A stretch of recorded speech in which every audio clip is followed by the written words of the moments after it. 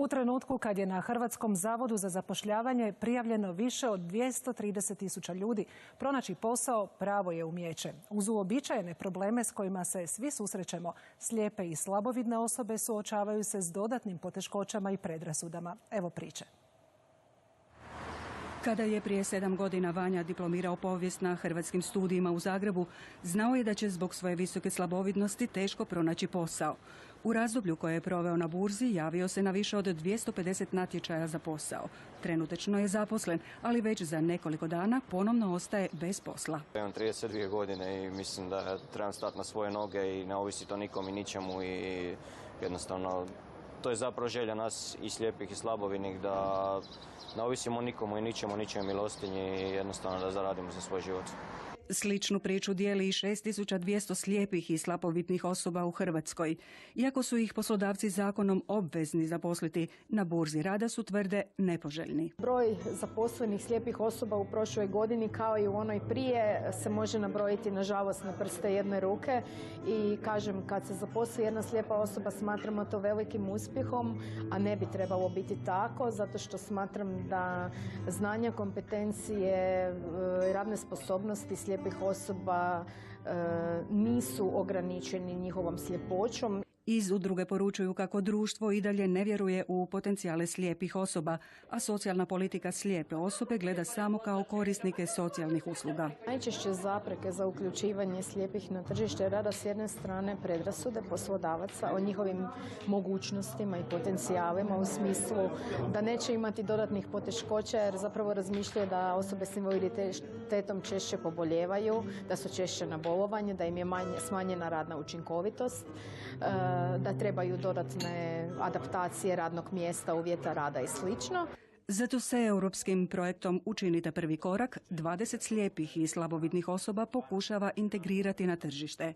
Prošli tjedan prvi su put dobili priliku da sjednu za stol i popričaju sa svojim budućim šefovima. Kada određeno društvo ili firma dostigne nekakvu stabilnost možda u ekonomskom smislu, počne razmišljati na koji način bi se mogla ne sad odužiti, nego uključiti i u takve projekte gdje se pomaže pojedincima koji nisu imali istu priliku u poslovnom svijetu. Osobama s invaliditetom treba dati priliku za rad. Sposobni su vrlo uspješno raditi pojedine poslove i zaraditi svoju plaću. Možda će u tom slučaju i Vanja s početka naše priče uskoro pronaći posao. Pozdravljam predsjednika Hrvatskog saveza slijepih, gospodina Vojina Perića. Dobar vam dan, dobrodošli u Hrvatsku uživo. Dobar dan vama, dobar dan gledateljima. Evo, drago mi je da ste me pozvali i nadam se da ću probat ću odgovoriti na sve što me budete pitali, a da gledatelji budu zadovoljni. Koliko je teško slijepim i slabovidnim osobama naći posao, ima li kakvih pomaka?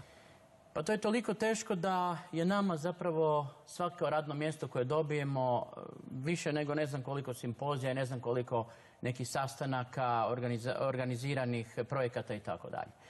Naime, mjesta koja se gube ne popunjavaju se ponovno sa slijepim osobama, ali moram navest ću par pozitivnih primjera.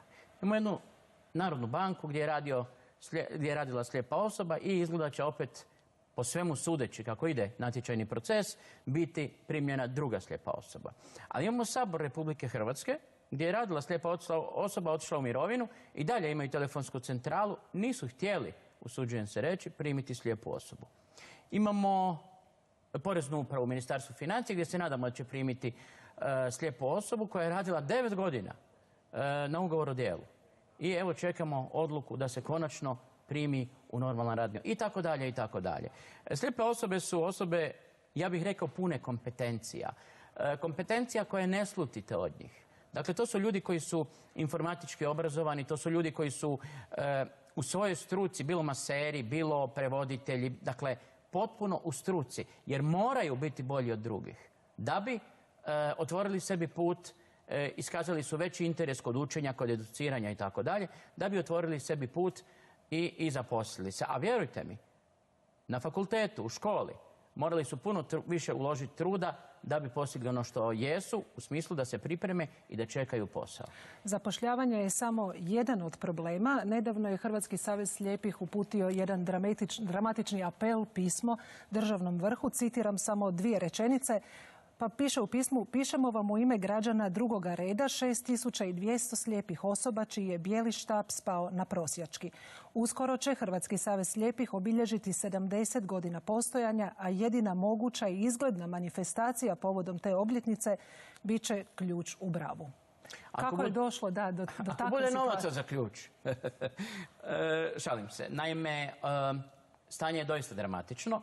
Nakon uredbe koja je 22.4. donešena na telefonskoj sjednici vlade, kojom se uzima civilnom društvu, odnosno Nacionalnoj zakladi za razvoj civilnog društva, preko 50% novaca planiranih za ovu godinu. Mislim da je to nedopustivo. Mislim da civilno društvo je korektiv društva i da mora postojati u svim svojim dimenzijama. Ja znam da su udruge predstavljene kao gutači novca, što nije u redu, što nije fer, jer gdje su udruge koje se zovu stranke? Što je s tim gutanjem novca? To se nitko nije pitao. 20 godina se uzima ranjivim skupinama, a generatori krize ostaju s istim plaćama, s istim beneficijama itd. itd. Prema tome, to je jedna apsurdna situacija i doista mi slavimo 70 godina postojanja, obilježavamo, ne slavimo jer ne možemo i nadamo se da se ova uredba neće provesti. Molili smo institucije prvo diskretno, dakle svakome naslovljeno, molim vas, nemojte, vratite uredbu, poštedite udruge osoba s invaliditetom. Nitko nam nije odgovorio. Ja ću reći jedino da je profesor Reiner, dakle predsjednik Sabora, spustio to na nekakav odbor. Nitko drugi nam nije odgovorio. Kad smo se javili otvorenim pismom, ovo koje ste vi citirali, ja sam jedan od potpisnika, opet nam nitko nije odgovorio. Što se događa? Događa se to da smo mi marginalizirana skupina koja nikome nije bitna, koja je kozmetički preparat kad se treba predstaviti Europi i kad se treba predstaviti nekome kome je bitno kako se provodi konvencija UN-a koju smo uzgred budi rečeno među prvima potpisali, a koju ne provodimo. Prema tome, odmah ću krenuti na obilježavanje 70. obljetnice. Mi ćemo u četvrtak sazvati okrugli stol, pozvati sve stranke, pozvati sve ljude koji su se bavili socijalnom politikom i reći im, ljudi, trebate li udruge slijepih? Trebate li slijepe uopće? Ako ne trebate, postupite kao neki režimi još od antike, kad im slijepi nisu trebali pa se zna što su učinili. Ali ako trebate i ako se hvalite socijalnom osjetljivošću, odnosno demokracijom, onda nam dajte dostojno mjesto u društvu jer ovo nije dostojno. Gospodine Periću, je li bilo odjeka nakon upućenog pisma? Nijednog. Ništa.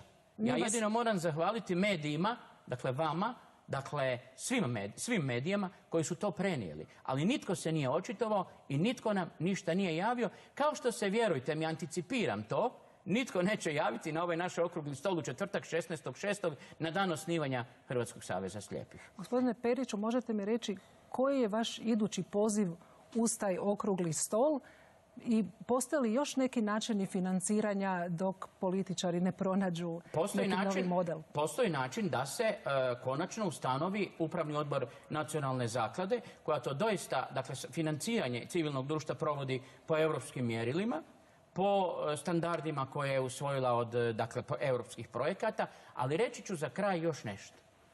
Zar, ljudi moji, ja pitam hrvatsku javnost, ako netko na 750 eura prosječne plaće izdvaja 46 eura za kompenzacijski novac kojim će se pokriti troškovi osoba s invaliditetom u Hrvatskoj, ako netko u Bosni od 450 eura izdvaja 200 eura, ako netko u Srbiji od 360 eura prosječne plaće izdvaja 250 eura i na kraju najlošije u Europi, ako netko od 170 eura prosjeka plaće u Moldaviji izdvaja 37 eura, gdje smo?